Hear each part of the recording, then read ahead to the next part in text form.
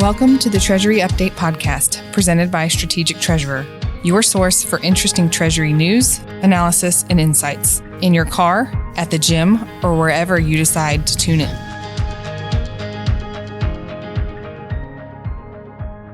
Welcome to the Treasury Update podcast. This is Craig Jeffrey. I'm your host today. I'm joined by Michael Gordon from TD Bank. Michael, welcome to the Treasury Update podcast. Yeah, thank you, Craig. It's a pleasure to be here. It's great to work with Strategic Treasurer, and I look forward to the discussion. I can't remember if it's the 6th year or 5th year now that we've done the Treasury Perspectives Survey. That survey has like 5 different major areas, and from those areas, there's a huge number of questions. We wanted to have a conversation today about security and payments innovation, and then also on tech developments, how that's impacting organizations. And we just want to use some of the data from that survey as a launching off point for today's discussion. So, Michael, with your kind permission, I wanted to begin with security and then innovations. You know, as we look at fraud on the payment side, we have multiple years of fraud levels increasing, concerns about it being higher, significantly higher. We see this survey after survey. Not a new story. The issue of fear and concern is quite high. Companies may feel comfortable, but this level of fraud, the incident, the frequency of the fraud that is getting through companies is obviously a very big concern. In the short term, security is the top payment concern. It's number one. And we'll talk about how that changes when we look at over time, what the focus is on corporate treasury, corporate AP, how that looks different over time. But as you think about fraud and what's occurring, any comments you have on your experiences and ideas on how to protect companies and these types of viewpoints that people have? The threat level is increasing year over year, so it's not surprising that the survey showed that in the results, and it's not surprising that the number one concern among companies is payment security and payment fraud. So let's categorize fraud in a couple different ways. We have account level controls, and if we also look at it from a corporate conduct perspective, fraud is much more than just the bank services. There's a broader problem. It's just a portion of what the addressable problem is. So banks have done a good job at the account level in providing controls with services like positive pay, electronic authorization, and ACH, account filters, account blocks. Where the weakest or the most common vulnerability that we see nowadays, and we see this on a daily basis, is in the corporate conduct, where fraudsters are targeting individuals. Firewalls have been put in place. A lot of technology has been leveraged to help protect us, but it's the individual where we see the compromise happening the most commonly. And criminals will attack this weakness, and they'll continue to attack it and exploit it. And there are some things that companies can do to mitigate this. At TD Bank, we often talk about creating a risk management culture that ensures awareness of all threats and educating employees and training employees, using commercial reasonable procedures to ensure that you have rigor in your procedures and test those procedures and retest those procedures.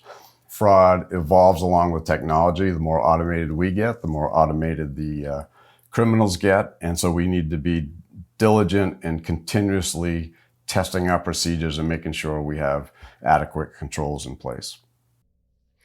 Yeah, those are good points, Michael. I know there's certainly situations where it might not necessarily be security measures that are available through the banks, but other services like complete visibility to transactions and activity. And your human firewall example is a good one. Like, what is the weakest link? Is it technical? Can I compromise a person who may have control over the systems? And so we're certainly seeing that.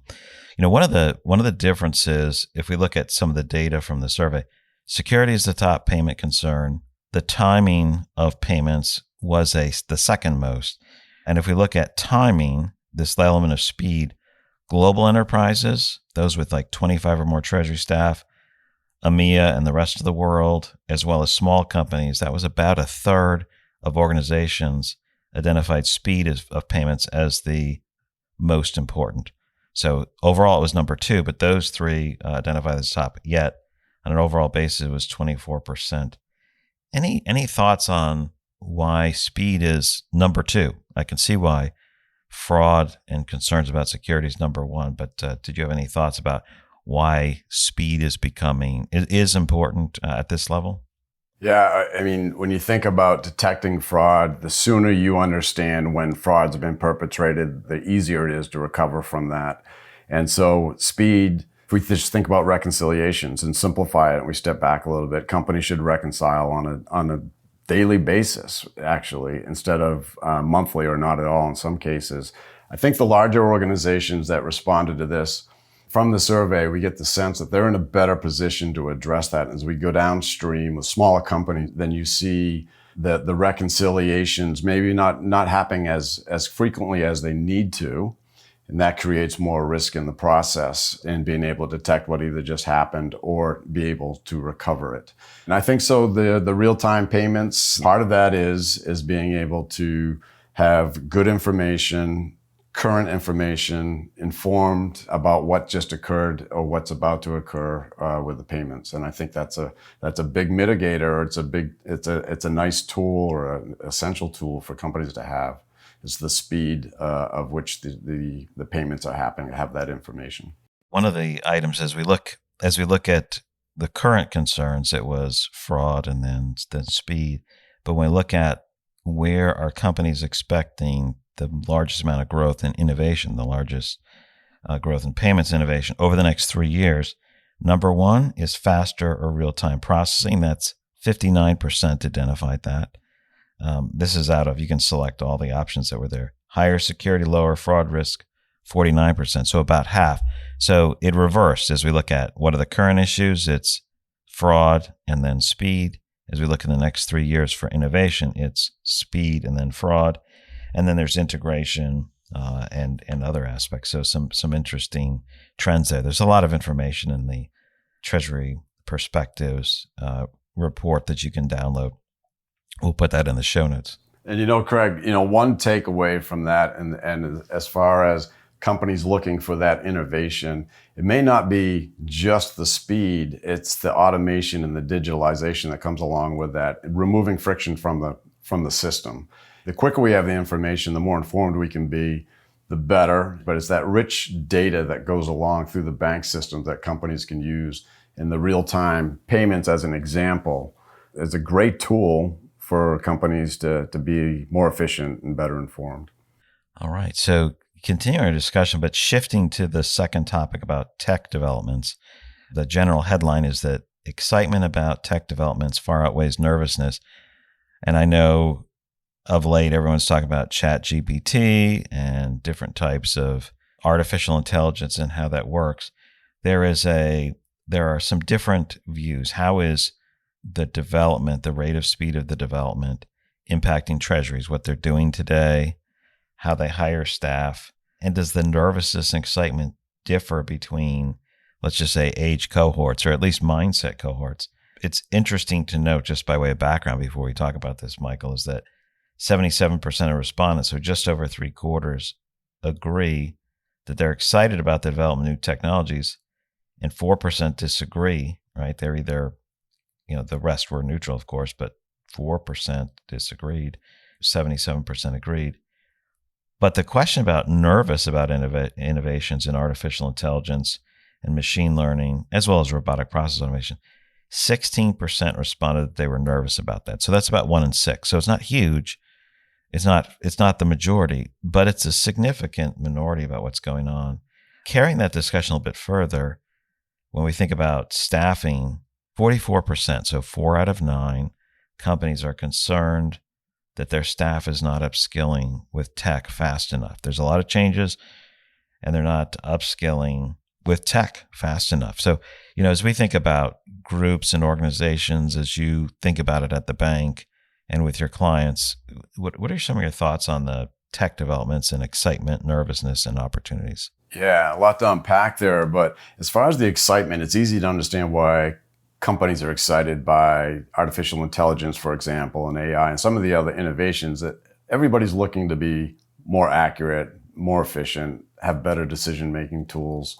There's the opportunity to automate routine tasks such as data entry, invoice processing, account reconciliation. So you can see why companies, the cohort that suggested that they're excited about this, it's easy to understand that. Financial operations will have the ability to be more predictive in how they do their business. They'll have real-time insights, the errors will be reduced and optimized in their financial processes. Now, with all the good that comes with innovation, there's also the downside. And the downside would come in the form of criminals also have access to this AI, and their automation is matching our automation. So we need to keep pace with that.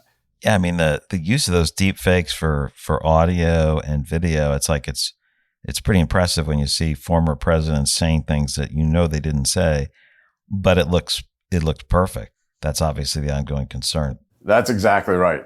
The survey kind of brings that out, and that small portion that is, they were clearly concerned about it. I wouldn't be surprised if what you just said is reflective of how those folks feel. With respect to the skill set and what's needed for running a financial organization, the survey points to some concerns about having the right skills and the right talent to be able to leverage some of the new technologies, being able to navigate the new technologies, being more analytical than we have been in the past. So there's better information available to us. There's more information available to us. So the skill sets are going to require more analytical skills and comfort with the new technologies and the innovation. Companies aren't necessarily geared to that. Another key point that came out of the survey, and I may not have the numbers exactly right here, but companies are investing in their talent and in their technology at a rate that does not match the concern about having the right talent on board. And so there's a discrepancy there, and that may imply that companies are a little bit behind. They recognize that they need a different skill set, they need different technology, but they may be a little bit behind to where they want to be from an investment in those fields. Do you think that's just the issue of the current labor market, or the fact that it may take people a little bit of time to get ramped up where there's a benefit, or a million different reasons? Yeah, there's probably a million different reasons, Craig, but what we see often, we have the opportunity to meet with thousands of companies, right? We see a lot of best practices, and we see how, and even some not so good practices. We get a front row seat to see how companies are managing this. And what is not uncommon is just the adoption and the changeover and what's needed. So we have folks that have been in roles for a long time, for example, great employees, but they may not have the skill set that's needed to cycle through that and bring in a newer mindset, maybe a different educational background, different experiences, and a comfort with that. I just think it takes. This is Michael speaking. It takes time to work through that. If you have a team of, you mentioned companies with 15 employees, I think it would take time to work through that. And that may be what we're seeing. Interesting. Michael, one of the areas where there's a significant amount of concern, 44% strongly agree or agree, 36% are neutral. It's about our concerned about our staff not upskilling with new technology quickly enough. I know that's something that we just spoke about, but when we think about that, how are we going to do that upskilling? What would be the mix of bringing in maybe new people who are focused more on tech, less on treasury or cash management? And how much is making sure that the existing staff is trained? How do we go about doing that? I think that's a challenging thing to answer properly, right? It might depend on a few variables, but how do you advise companies on the upskilling, internal resources, external hires? Yeah, that's a good question. I'm not sure there's one answer for that. I think there are many variables that go into it. We see opportunities, and banks play a role in this, quite frankly, is to help companies train and educate their current staffs and teams on the technologies and the risks, as we talked about earlier, that may be one way to address it in the near term. And then I don't know, I think there does have to be a combination of fresh ideas and maybe ideas from outside an organization or experiences or education, whatever it is. Clearly, the interest, I believe, is to be more as a financial operations and organization. I think the interest is to be more strategic, right, and less tactical. And so it does require a change in mindset or even a new mindset to be folded into the team to get where financial operations want to be. That certainly seems logical and appropriate. I know some companies if they have pretty deep treasury expertise, they're like, our gap is in the tech side, and so we want to hire people that are more technically savvy or more familiar with some of the new tools. We'll teach them on the treasury side, but we need this area here. And other areas are like, we don't have enough treasury resources. We need those, and we'll try to tap into skills perhaps in other areas of the company, but our first and foremost need is staff there. Thanks for some of those really good points, Michael.